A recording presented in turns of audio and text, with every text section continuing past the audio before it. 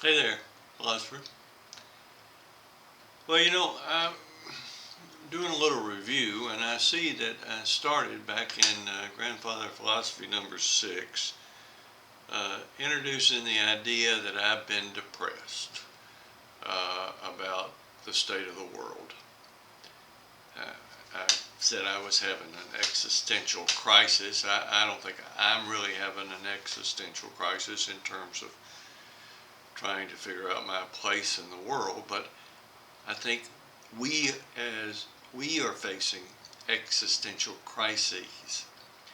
Namely, I'm concerned with the state of American democracy and with the problems of climate change and the perhaps extinction of human species. That's nothing too big there. Uh, in 6 and in 7, uh, where I did not start discussing these crises, I talked about my philosophy.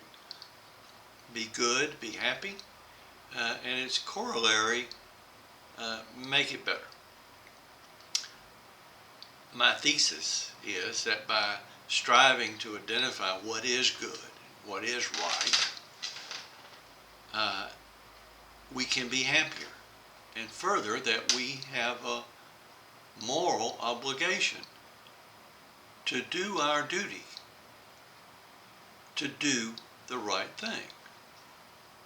Well, since I recorded number 7, Congressman John Lewis died, and we had a wonderful week of memorial services for John Lewis. One of the things that struck me was the often noted quote of his where he said, let me read it, "I say to you now, when you see something that is not right, not fair, not just, you have a moral obligation to continue to speak up, to speak out."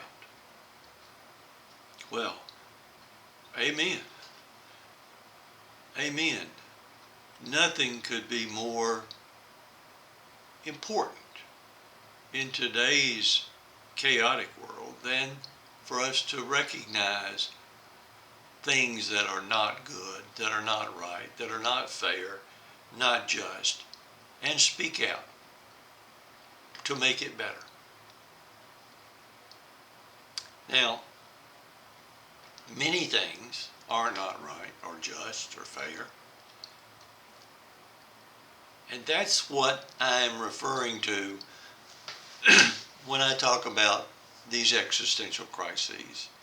Now, this being in isolation is not easy in a world where every day we are bombarded with bad news.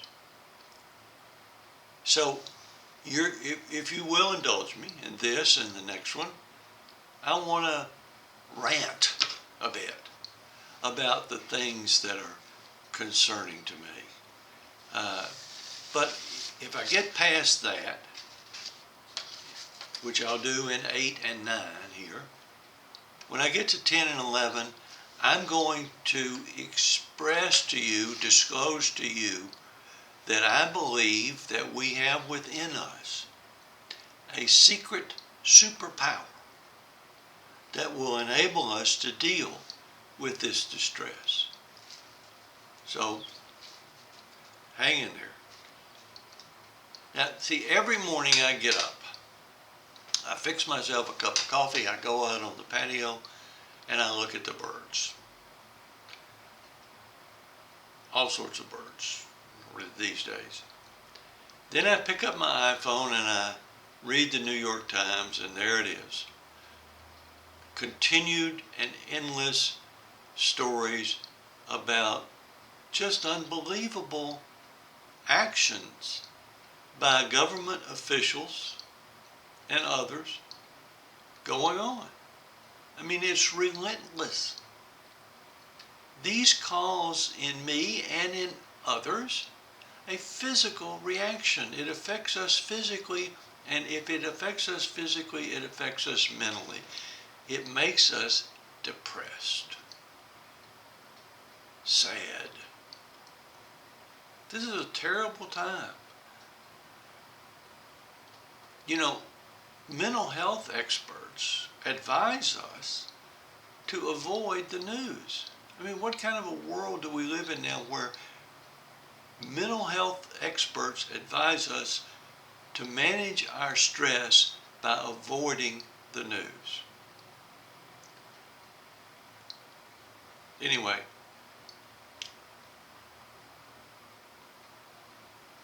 I'm going to talk to you about the things that are bothering me. And first, I need to take a little diversion. A few years ago, I read this book, The Rise and Fall of the Third Reich. It's an excellent book, excellent reporting on the rise of Hitler and Nazi Germany. Well, we often hear that that can't happen in this country. We don't like references to Hitler when people make them because that can't happen here. Well, let me talk about what that book says about Hitler. Hitler was the leader of a fringe political group. They advocated, they incited people's because of others, immigrants, other people. They used bully boys, toughs, to suppress dissent among them. The government leaders in Germany didn't think Hitler could ever get elected, but he did. They thought they could control him, but they couldn't. Masses of people in a cult-like fashion followed him, supported him. The government officials that had been concerned about him became his sycophants. His bully boys became the state police, the Gestapo. Any similarities there with what's going on in our country? I mean, let's think about the rhetoric of Donald Trump and his followers. The campaign against others, immigrants, Muslims. Let's think about Lindsay and Mitch. And the party formerly known as Republicans. And what about the Fatherland Security Department, the Homeland Security Department and their rapid response teams going out to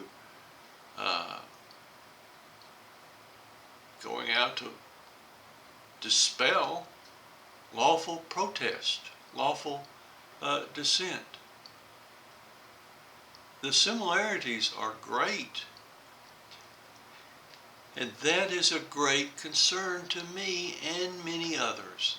We are moving toward authoritarianism just like they did in Germany. It's slipping right up on us. Now, more overtly than ever.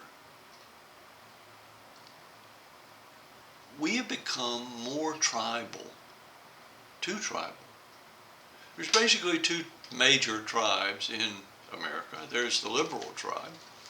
The liberal tribe is characterized by their desire to solve problems. Healthcare is a problem. Mass incarceration is a problem. Climate change is certainly a problem. Income inequality and racism, they're problems. The liberal tribe wants to solve these problems, and they believe that the way to solve the problems is through government, collective action, consistent with the will of the people. Now, the other tribe are reactionaries. They oppose reform. They don't believe that government should help people. Their great leader, Ronald Reagan, introduced the dominant philosophy, what became the dominant philosophy, that government is the problem, not a problem solver. Government is the problem. And that's why we see so many of our institutions today, so many of our government institutions being undermined by the very people that Trump puts in office to administer them.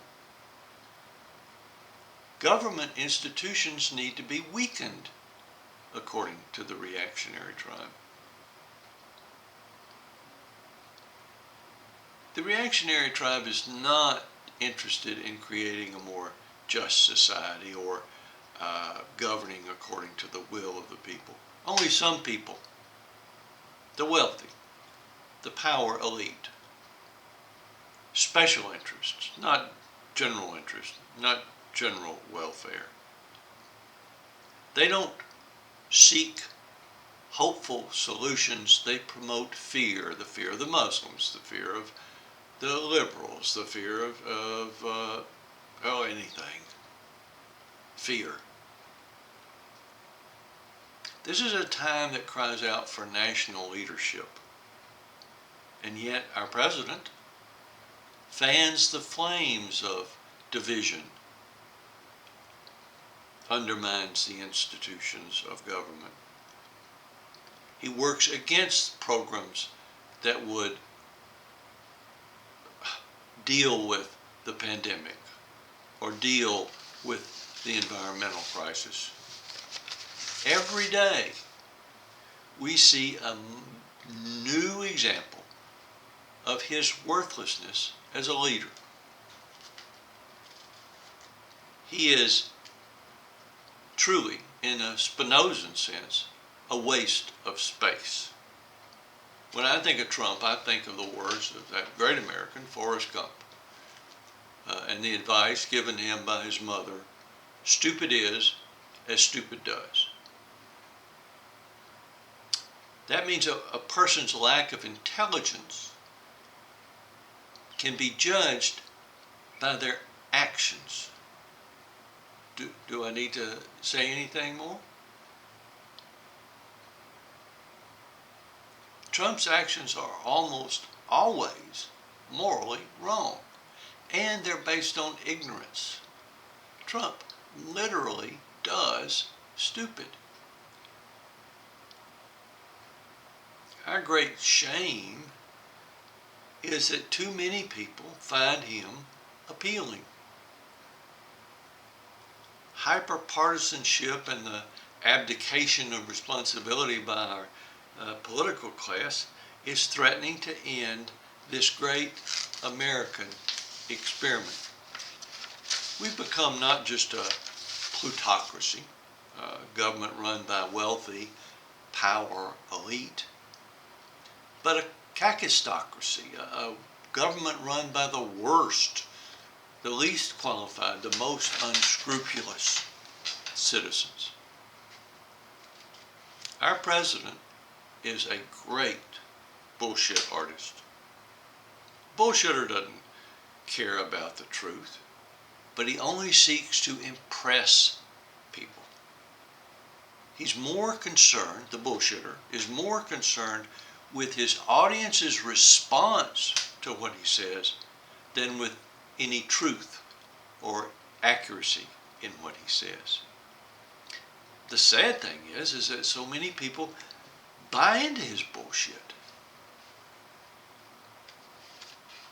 And behind him are these malevolent forces like Stephen Miller and commentators on Fox News and hate radio that represent the dark side of humanity. They appeal to the worst instincts in people. They have given, and Trump has given, a green light for people to express those worst instincts when they should be under a rock where they crawled out from 4 years ago. We need to stop this. We need to call bullshit on it. That's what John Lewis said, more eloquently than me. Call bullshit on things that are not fair, not just, when you see it. We have a moral duty to do that. Now, I can go on, and I've actually written a lot more about these things, but you get where I'm coming from. Before I close, I want to say a couple of things about the pandemic. Now, we know that the best way to control this virus is by wearing masks. But somehow, maybe with a little help from our great leader, this has become a political issue. The one thing that can help save us all has been turned into a symbol of our separateness rather than a symbol of unity. Why shouldn't wearing a mask be a source of national pride? And just flip through my mind thinking about New Zealand and how proud they are of how they've dealt with the virus. Proud. We're Americans. Lately, we don't have a lot to be proud of. Recent poll by the Gallup organization showed that Americans' pride in their country, in our country, is at the lowest level it's been since they began measuring it in 2001. People around the world pity us. American greatness has become American hubris, and our reactionary leaders are nemesis. Our Make America Great Again president doesn't know what American greatness is. America's greatness lies in its values and its principles, and they are being discarded. We used to be an example to the world. Remember when we helped to bring about world peace in 1945, and the big motto or saying was, the Yanks are coming. Now, we can't even go to Europe. We're barred from going to Europe. That's a fine kettle of fish. So what sort of example are our reactionary leaders in the Senate setting in terms of dealing with people in this time of pandemic crisis? Well, one of their proposed solutions is to do away with the Affordable Care Act, the one piece of legislation that provides insurance to tens of millions of people. They want to do away with that. They also want to allow insurance companies to deny coverage to people based on pre-existing conditions. Now, those are good choices, right? That is, if our goal is to do the right thing, surely denying health coverage to people is the right thing to do, the moral thing to do, right?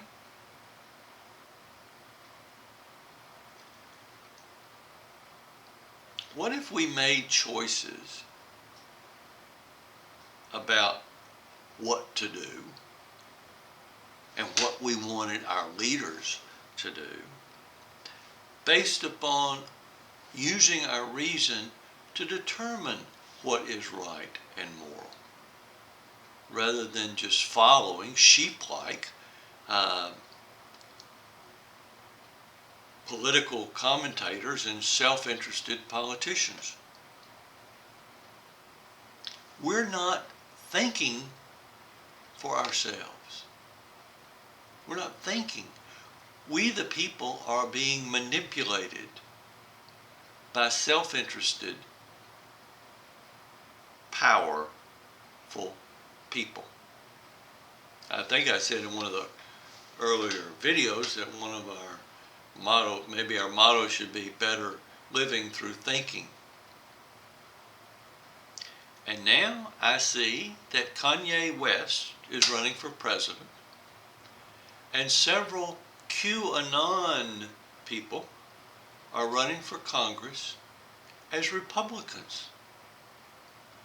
We're gone beyond kakistocracy, and we're moving directly into idiocracy. We are becoming a failing state. And if that's not something that causes you distress, I don't know what would. I'm going to stop now, and I'm going to, take a break and continue this. I want to talk about the environment. So stay with me. Let me get this out of my system, and then we'll move forward and talk about our secret power.